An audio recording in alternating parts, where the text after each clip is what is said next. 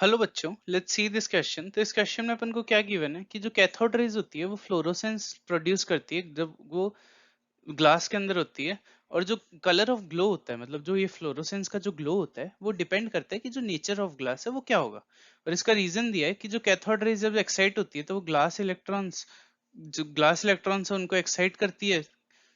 तो उससे क्या होता है, जब ये ग्लास इलेक्ट्रॉन्स एक्साइट हो जाते हैं और फिर उसके बाद जब वो डी एक्साइट होते हैं तो वो एमिट करते हैं रेडिएशन, और उसकी वजह से अपन को कुछ विजिबल रीजन के अंदर कुछ लाइट्स दिखती है।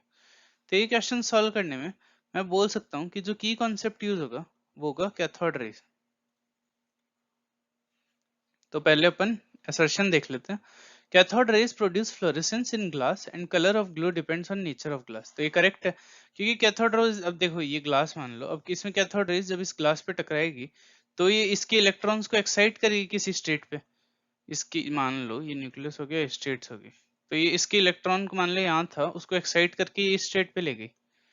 तब इसके बाद क्या होगा, अब जब ये इलेक्ट्रॉन जब ये डी एक्साइट होगा तो ये कुछ एनर्जी प्रोड्यूस करेगा, और ये एनर्जी डिपेंड करेगी कि ये ग्लास का नेचर कैसा है।